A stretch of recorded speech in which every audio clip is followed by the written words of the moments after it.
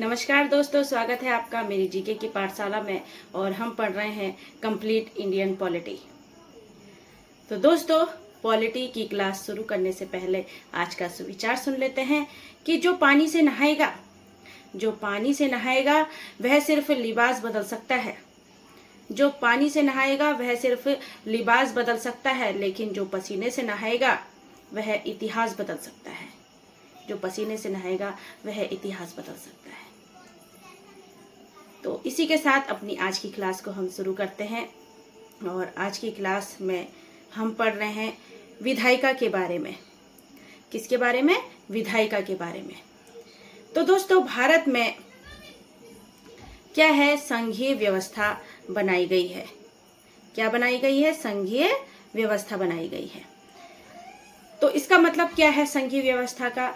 कि केंद्र और राज्य दोनों स्तरों पर सरकार का गठन किया गया है। तो मतलब केंद्र में भी और राज्य में भी सरकार क्या ले सकती है? अपना निर्णय ले सकती है। ठीक है। भारत में संघात्मक व्यवस्था कनाडा से ली गई है। ठीक है। संघात्मक व्यवस्था कहाँ से ली गई है? कनाडा से ली गई है। अब दोस्तों, जो विधायिका का क्या अर्थ मैंने बताया था कि जो विधेयक बनाते हैं या विधि बनाने का कार्य करते हैं तो उसे क्या कहते हैं? विधायिका कहते हैं। विधेयक जो है ये भी दो स्तरों पर तैयार किया जाता है, और एक केंद्र स्तर पर और एक राज्य स्तर पर। तो दो स्तरों पर विधेयक जो है तैयार किया जाता है। ठीक है। तो केंद्र स्तर की जो विधायिका होती है वो क्या होती है? संघीय विधायिका होती है। केंद्र स्तर की विधायिका को संघीय विधायिका कहा जाता है और राज्य स्तर की विधायिका को राज्य विधायिका कहते हैं। राज्य स्तर की विधायिका को क्या कहते हैं? राज्य विधायिका कहते हैं। अब केंद्र स्तर की विधायिका के बारे में थोड़ी चर्चा कर लेते हैं। तो केंद्र स्तर की संघीय जो विधायिका है उसमें प्रमुख कौन होते हैं? संसद होते हैं। और संसद के 3 अंग होते हैं। कितने अंग होते हैं? 3 अंग होते हैं। एक राष्ट्रपति, एक लोकसभा और राज्यसभा। तो केंद्र स्तर की संघीय व्यवस्था में जो संघीय विधायिका में जो प्रमुख है वो है संसद, और इसके 3 अंग होते हैं। एक राष्ट्रपति, दूसरी लोकसभा और तीसरी राज्यसभा। ठीक है दोस्तों। फिर इससे आगे क्या है कि केंद्र स्तर पर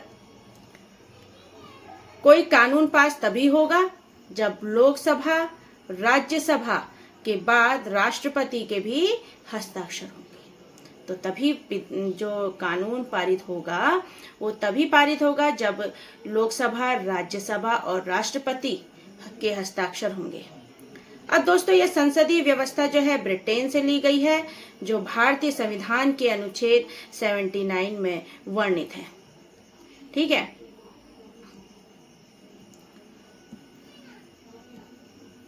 राज्यसभा को अनुच्छेद 80 और लोकसभा को अनुच्छेद 81 में वर्णित किया गया है। राज्यसभा को अनुच्छेद 80 और लोकसभा को अनुच्छेद 81 में वर्णित किया गया है। तो अभी तक हम क्या पढ़ रहे थे? केंद्र स्तर की विधायिका के बारे में पढ़ रहे थे। अब हम पढ़ेंगे राज्य स्तर की विधायिका के बारे में। तो दोस्तों, राज्य स्तर की विधायिका में जो प्रमुख है वह है विधानमंडल। और विधानमंडल के भी अंतर्गत आते हैं, क्या आते हैं? विधानमंडल के जो अंतर्गत आते हैं दोस्तों, राज्यपाल, विधानसभा और विधान परिषद। कौन कौन? राज्यपाल, विधानसभा और विधानमंडल जो हैं ये राज्य की विधायिका के अंतर्गत आते हैं। ठीक है। राज्य स्तर की विधायिका के अंतर्गत ये आते हैं।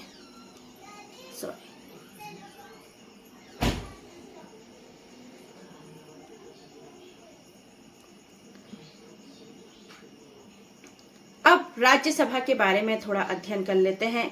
तो राज्यसभा में क्या बताया गया है कि राज्यसभा का जो वर्णन है वो अनुच्छेद 80 में किया गया है, और यह संसद का ऊपरी सदन है राज्यसभा। ठीक है। फिर राज्यसभा के और भी कई नाम हैं। एक तो ऊपरी सदन हो ही गया, एक इसे राज्यसभा को उच्च सदन कहा जाता है, विशेषज्ञ सदन कहा जाता है और स्थायी सदन कहा जाता है। स्थायी सदन क्यों कहा जाता है? क्योंकि राज्यसभा जो है कभी भी भंग नहीं की जा सकती। राज्य सभा के जो भी सदस्य होते हैं दोस्तों, वो अपनी सेवा पूरी करने के बाद सेवानिवृत्त हो जाते हैं, रिटायर हो जाते हैं। तो उनके बाद राज्यसभा का जो कार्यकाल होता है ना, 6 साल का होता है। तो 6 साल का जब उनका कार्यकाल हो जाता है तो जितने भी परसेंट सदस्य होते हैं तो वह सेवानिवृत्त हो जाते हैं, रिटायर हो जाते हैं और उनके बाद दूसरे आ जाते हैं। ठीक है, इसलिए राज्यसभा जो है कभी भंग नहीं होती, कभी भी भंग नहीं होती राज्यसभा। ठीक है, राज्यसभा का जो कार्यकाल होता है 6 वर्ष का होता है और लोकसभा का कार्यकाल 5 वर्ष का होता है। राज्यसभा के सदस्यों का चुनाव प्रति 2 वर्ष पर 1/3 सदस्य सेवानिवृत्त हो जाते हैं। हर 2 साल में 1/3 सदस्य जो है सेवानिवृत्त हो जाते हैं।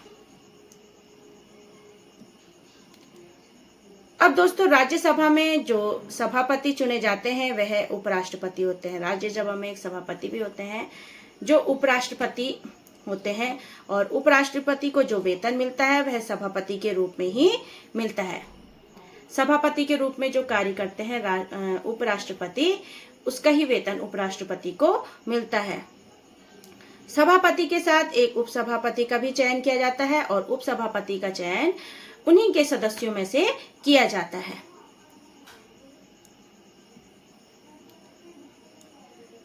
तो उपसभापति का चयन उन्हीं के सदस्यों में से किया जाता है। राज्यसभा के सदस्यों की बैठक में एक व्यक्ति अध्यक्ष के रूप में कार्य करता है और उसे ही सभापति कहते हैं।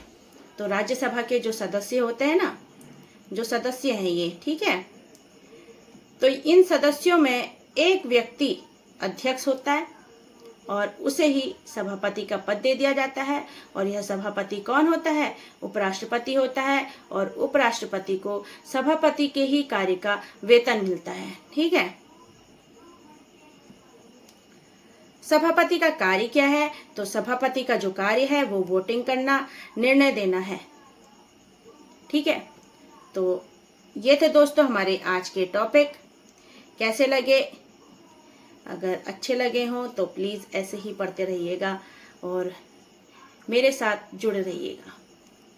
ऐसे ही मैं रोज़ आपके लिए नया नया कंटेंट लाऊंगी और आपके लिए रोज़ मैं प्रयास करती हूँ कि मैं आपको अच्छे से अच्छा कंटेंट दे पाऊँ। तो यहाँ तक अगर आपने मेरी क्लास देख ली है तो आपका बहुत बहुत धन्यवाद। मिलते हैं आपसे अपनी अगली क्लास में। तब तक के लिए अपना ध्यान रखें, स्वस्थ रहें, खुश रहें। Thank you.